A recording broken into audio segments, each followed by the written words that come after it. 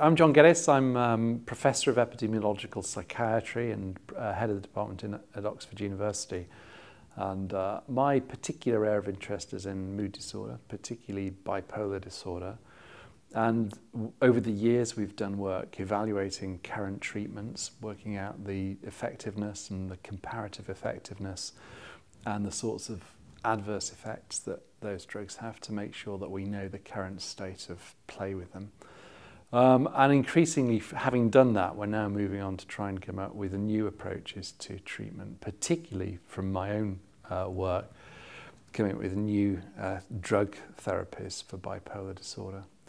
And we're using the kind of findings that are coming out of the way that we can now look at mood disorder by using some of the advances in technology, particularly things like smartphones in which patients record their own mood, and we can look at their behavior and activity and lots of physiological measures like heart rate.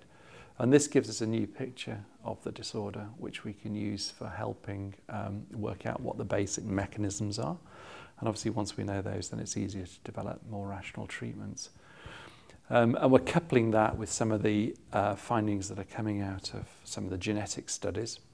And we're collaborating with people, particularly in Oxford, who have very innovative ways of taking forward the genetic findings to the next steps that you need to take to develop new compounds that might end up with new drug treatments. And that requires this sort of collaboration between the patients, the psychiatrists, the scientists from other areas of medicine and the basic scientists. And I think the ECNP really demonstrates that sort of collaboration at its best. It always has. It also includes collaboration with industry and with regulatory authorities. And it means that the symposia and the meetings of the ECNP are one of those really unusual places where all those multidisciplinary people can come together. There are very few meetings like this, and it means it's one of the best meetings in our field internationally. ECNP also has a really major part to play in the education and the mentoring of young scientists.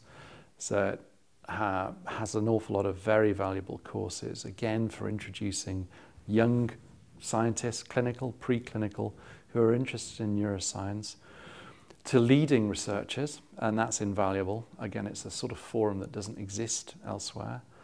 And it provides the kind of networking opportunity that allows people to get up to date with science and make the connections that we need for collaboration, international collaboration, across Europe and across the world.